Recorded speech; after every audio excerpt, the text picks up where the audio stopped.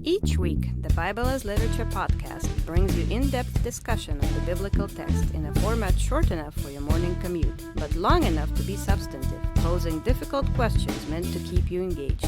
If you value this work, please consider donating as little as 25 cents per episode. That's just $1 per month. To learn more, please visit patreon.com/Bible. That's patreon.com/Bible. Thank you. Hi, this is Father Mark Boulos with the Bible as Literature podcast. Why do discussions about race in the United States always seem to widen the gap between neighbors? How do our assumptions about race cripple our ability to recognize oppression in unfamiliar places? Is racism the main issue, or is it symptomatic of a deeper human dysfunction? In the first episode of a 4-part series, Richard and I examine the problem of identity in the book of Ruth. As is to be expected, the Bible's wisdom on this subject will embarrass folks on both sides of the aisle. You're listening to the Bible as Literature.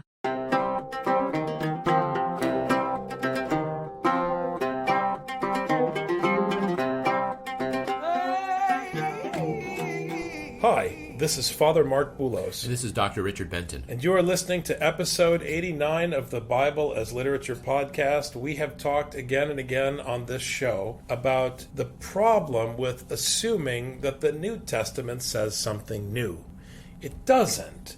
The New Testament simply takes something old and represents it to a broader audience. Knowledge of the Bible and knowledge of the biblical text is enough to disabuse this notion. People make an assumption that Jesus is here to bring peace, so that when Jesus talks about a sword, people get into a tizzy because it doesn't jive. It's necessary to really look at the text, take the text seriously, and take the text as primary. And before one gets in a tizzy about the Bible disagreeing with you, get into a tizzy about you disagreeing with the Bible. If we begin with that presupposition, I think we're going to be in much safer shape. This idea that there has been a progression in human civilization in terms of our humanity and our wisdom over time and improvement is a false assumption. It's a broken idea. One might look at, for example, Galatians and say, well, Paul talked about circumcision, but now we understand that it's about racism. But just last week, there was a black candidate who's part of the public discussion about race and culture and all of the different topics that impact the election season. We had a black candidate saying that a Muslim shouldn't be eligible to become president of the United States. So there's something dysfunctional about modern discussions of race. And our way of talking about race in the United States is not an enhancement of human wisdom. You could argue, actually, that it's the decay of wisdom. Because even before Paul, there were numerous texts in the Old Testament that didn't deal just with questions of race, but dealt primarily and fundamentally with the question of identity, the problem of identity, which encompasses race. It encompasses behavioral function. It encompasses every kind of othering that human beings do that proves to be destructive. Ever since Abraham is welcomed with hospitality by the Hittites, we have this problem of identity, because identity usually lines up this group versus that group with the good group and the bad group.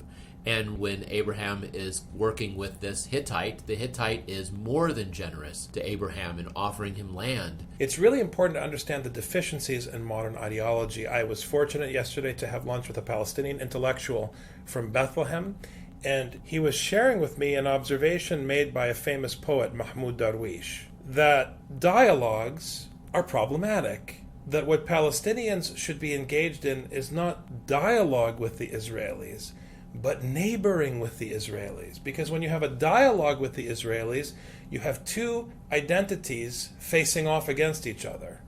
Everybody wants to do dialogues all the time. They're very impressed with this concept from Greek philosophy. But the Semitic tradition focuses on neighboring. Because when you neighbor someone, you actually behave correctly towards them. You take an interest in them and you engage with them on a familiar level, and identity no longer functions in that setting. Or neighboring should at least trump identity. It's easy to have an opinion about a Jewish person or a Palestinian person. It's much harder, as everyone knows, when you actually have a personal encounter with the other. You're forced to actually deal with the data of the other versus your Platonic ideal of the other. All of this, though, is not something that's being discovered by modern ideology. It's something that we received from our ancient wisdom traditions that we constantly forget and constantly need to be reminded of. And today we wanted to talk about the book of Ruth because so much of what the New Testament is depends so heavily on the scandal of Ruth. The problem in Ruth is that we have this Moabitess, and the Moabites are an historical enemy of the Israelites. And so we have a Moabite who's the best person in the whole story, who is willing to sacrifice everything for the sake of not her people, but for another people. And when you mentioned this idea of neighboring, this is something that I have blogged about, and how one has to learn how to become good neighbors with people, how one does have to open themselves up to others and make themselves vulnerable in order to learn and in order to become close to people, in order to understand the people around them. This is what Ruth is doing herself. So the problem that the book of Ruth is confronting is this idea of the good Israelite and the bad Gentile, because we're confronted with this person who is the good Moabitess who sacrifices herself for Israel and who is willing to give up everything for the sake of not only Israel, but also for helping a widow, which we should hear that with good biblical ears to understand that this is the top, or maybe even the main ethical call, which is to help the orphans and the widows. She is dealing with a widow and is willing to give up her livelihood in order to help out this widow. So the question of identity is put in tension by this book. Is it possible for the Gentile to be good?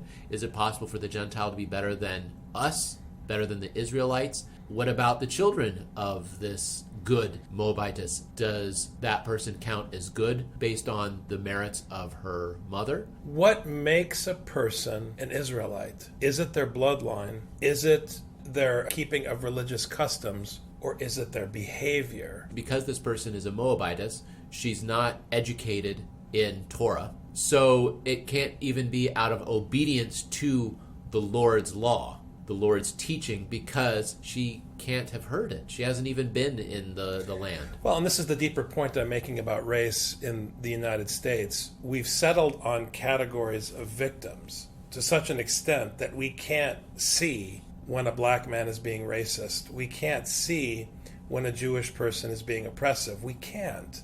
The litmus test of our time, the test of whether or not someone really cares about race, is how they interpret the Middle East, how they interpret Islam, because so many people who are hung up with issues of gender, race, or color are completely blind, or at least ambivalent about the persecution of all types of different kinds of people, especially when the victimization of another group calls into question their ontological understanding of traditional categories of victim in the United States. This is constantly changing. I think we need to be thinking about that, Father, because we, for example, have friends from Spain, and they moved to this country, and in Spain, people from Latin America tend to be of a lower socioeconomic class. When our friends moved here to the United States, they became close friends with a lot of Latinos on equal terms because of language. And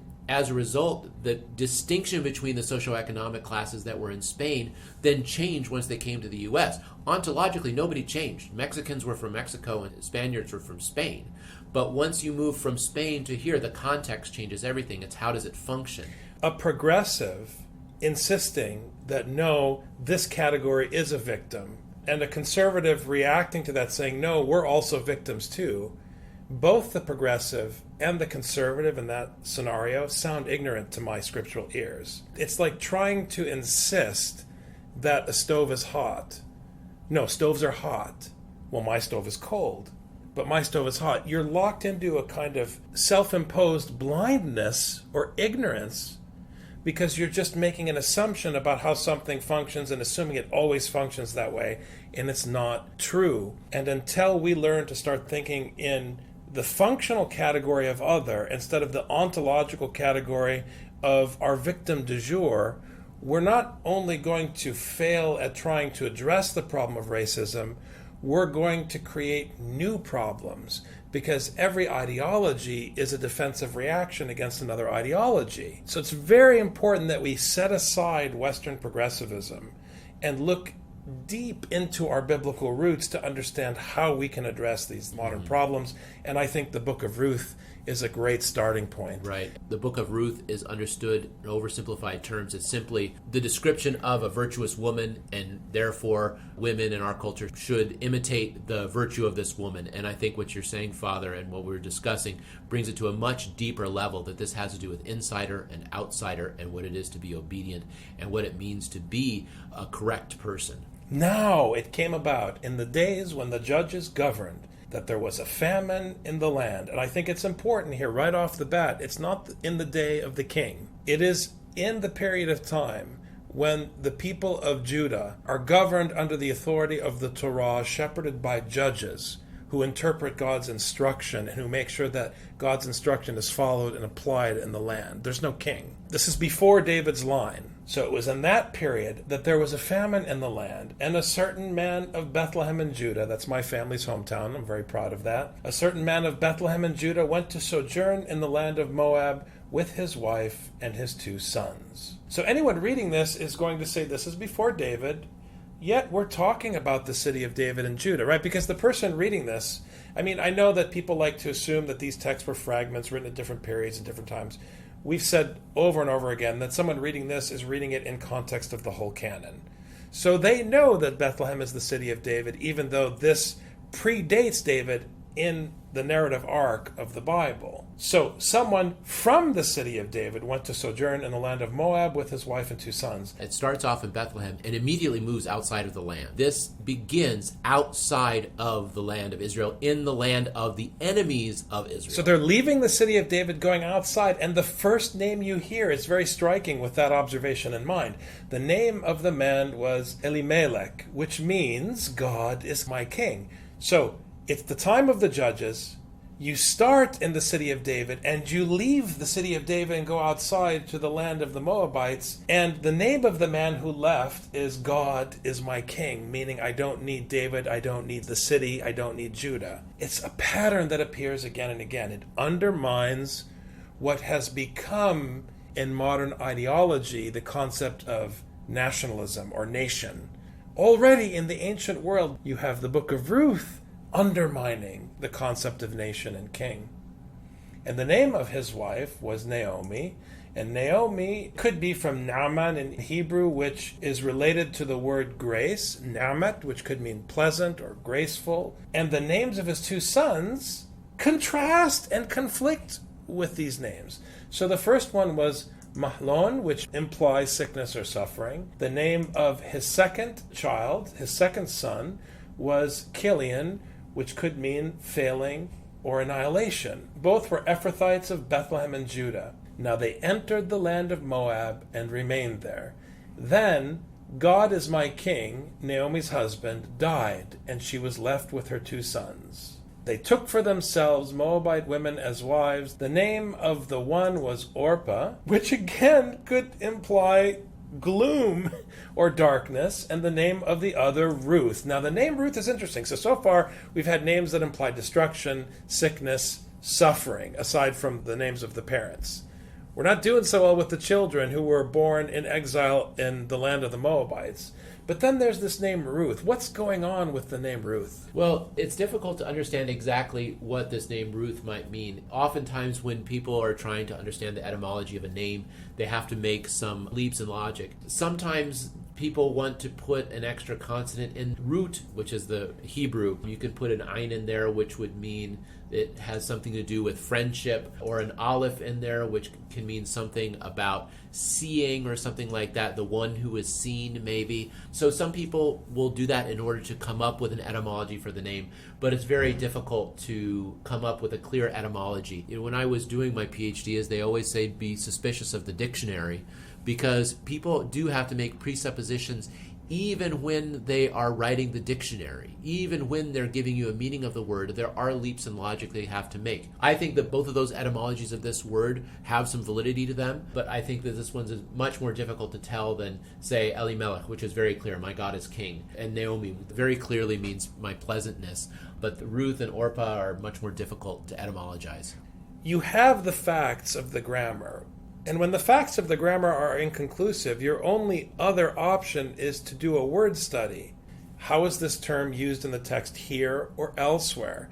Now, in the case of Ruth, you pointed out to me earlier as a linguist that Ruth doesn't have a consonantal root, which is what makes it so challenging, especially challenging. But we have to assume, as students of the Bible who are committed to the Bible as literature, we have to assume that the author who's been so purposeful about the choice of names potentially has a purpose in this name Ruth. So as we read through over the next 4 podcasts and try to understand what's going on in this text, I think we need to keep coming back to the question of what the best interpretation of Ruth's name should be based on the narrative. Yeah, I agree. So they lived there about 10 years. Then both Mahlon and Chilion also died, and the woman was bereft of her 2 children and her husband. They took Moabites as wives. This is a no-no. You're not supposed to marry Moabites. Israelites are not supposed to marry Gentiles, because they might distract them, they might cause them to follow after other gods. This is what we read in the Torah. So in being married to these people, they're already on shaky ground. Then she arose with her daughters-in-law that she might return from the land of Moab, for she had heard in the land of Moab that the Lord had visited his people in giving them food. So she departed from the place where she was, and her 2 daughters-in-law with her, and they went on the way to return to the land of Judah. When her husband was alive, she was married to a man whose name proclaimed, God is my king. He left Bethlehem, and she followed him into the wilderness. And then she heard that God, the same God, had moved back to Judah to bless the people, so she went back to Judah. So there's something special here about Naomi, that she's just at ease. She has no difficulty whatsoever going where God goes. This story always reminded me a little bit of Jacob and going down to Egypt where there was food, and then afterwards they took their trip back to the land. In this way, Moab always sounds a little bit like Egypt to me. And unlike Jacob, they're bringing back Egyptians to come live in the land. They're bringing the enemy back to live in the land. So the question is, what kind of havoc are these people going to raise? You know, like people are concerned about the refugees coming into Europe. How many terrorists are going to be hiding among those people? You know, we need to be suspicious of them. Do we need to be suspicious of Orpah and Ruth as they infiltrate the land of Israel as economic refugees looking for food? We'll have to see what happens. And Naomi said to her 2 daughters-in-law, Go, return each of you to her mother's house. May the Lord deal kindly with you as you have dealt with the dead and with me. Respect for the dead, and this becomes prominent in Roman culture, is foundation of piety, because it's associated with elders, those who went before you. So you've shown respect to the dead, and you've shown respect to me, your elder. May the Lord grant that you may find rest, each in the house of her husband. Then she kissed them, and they lifted up their voices and wept. So this is Moabites caring for the Israelite widow in helping her travel back to her land, back to her people. They put themselves in potential danger, 3 women traveling by themselves, in order to make sure that their mother-in-law is taken care of. And they said to her, No, but we will surely return with you to your people. But Naomi said, Return, my daughters. Why should you go with me? Have I yet sons in my womb, that they may be your husbands? So here Naomi is concerned about their economic well-being. So Naomi is being correct, but it raises the question, why can't they go back to Judah, which is supposedly governed by God's teaching, without fear of being abandoned? I think already Judah is failing a test here. why can't these Moabite women be as welcomed and embraced in Judah as Naomi was embraced in Moab? It's unclear at this point whether Naomi is endorsing the class system in Judah that looks down upon the other from Moab, or whether she herself is powerless to overcome it. But the point is, where her daughters showed hospitality to her in a strange land, her daughters-in-law, she's not able to return the favor. Right. What she's assuming is that, okay, you're young women, you have no children, you need to get married. You're a Moabite, I'm a Judahite, we find ourselves in Judah. You need to get married. You should not get married here, or you cannot get married here. So you should go back to Moab so that you can have husbands. Whatever reason she has in her mind that a Moabite woman can't get married in Judah is motivating her to tell her daughters-in-law to leave. But what's beautiful about this story comes in the next verse. And they lifted up their voices and wept again, and Orpah kissed her mother-in-law, but Ruth clung to her. Ruth and Orpah are not judging Naomi. They love her, and that's it. Then she said, behold, your sister-in-law has gone back to her people and her gods. Return after your sister-in-law. But Ruth said, do not urge me to leave you or turn back from following you, for where you go, I will go, and where you lodge, I will lodge. Your people shall be my people, and your God my God. Wherever you die, I will die, and there I will be buried. Thus may the Lord do to me, and worse, if anything but death parts you and me. So here, Ruth doesn't judge Naomi, understands that going back to Judah could result in her homelessness and abandonment. But she doesn't want to go back to the other gods like her sister. She wants to remain faithful to Naomi, whom she loves. She's committed to this relationship, which is really important in the context of God's teaching. A relationship is not something you can transgress with or without a certificate. And she's willing to throw all caution to the wind and simply commit herself to the love of neighbor and to the love of God. This is the DNA of the New Testament. It's important to recognize that here Ruth is choosing to live outside of her land. She chooses to turn her back on her family in order to help this widow.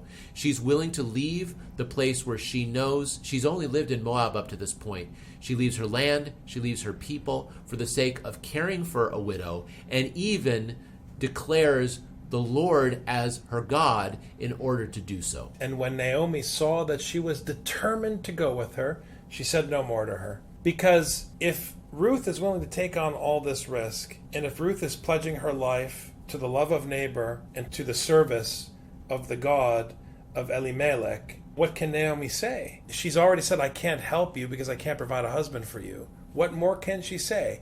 This is what a real relationship is. This is what real neighboring looks like. And this is what real community is. So you have this powerful example in the relationship between these two women. So they both went until they came to Bethlehem. And when they had come to Bethlehem, all the city was stirred because of them. And the women said, is this Naomi? She said to them, do not call me Naomi, call me Mara, for the Almighty has dealt very bitterly with me. So now her name is no longer pleasantness, it's bitterness. I went out full, but the Lord has brought me back empty. Why do you call me Naomi, since the Lord has witnessed against me, and the Almighty has afflicted me? So Naomi returned, and with her Ruth the Moabitess, her daughter-in-law, who returned from the land of Moab, and they came to Bethlehem at the beginning of barley harvest. So I'm going to argue with one translation here. I'm going to say it's not who returned from the land of Moab, because she turned from the land of Moab. This is a play in Hebrew, shuv, which is also used for repentance. It's also for loyalty. You turn to be loyal to somebody. So disloyalty, loyalty, it's all turning. Which direction are you facing? The Moabitess Ruth decided to turn towards the Lord, to turn towards Naomi, and to care for the widow in obedience to this new God, her Lord, the Lord of the Israelites. There's this interesting inversion of geography, because now Naomi is going back to Judah. You would think that she's blessed, but she's now entering into the land of Judah, and she's bitter, she's cursed. What is going on there? Why is she claiming that God has afflicted her? Because she lost her husband, she's lost her children, and she has nothing left. All she has is this daughter-in-law, a Moabitess, in tow. So we'll leave it there until next time. Thanks, Richard. We'll look forward to our continued discussion of the Book of Ruth. Have a great week. Thank you, you too, Father.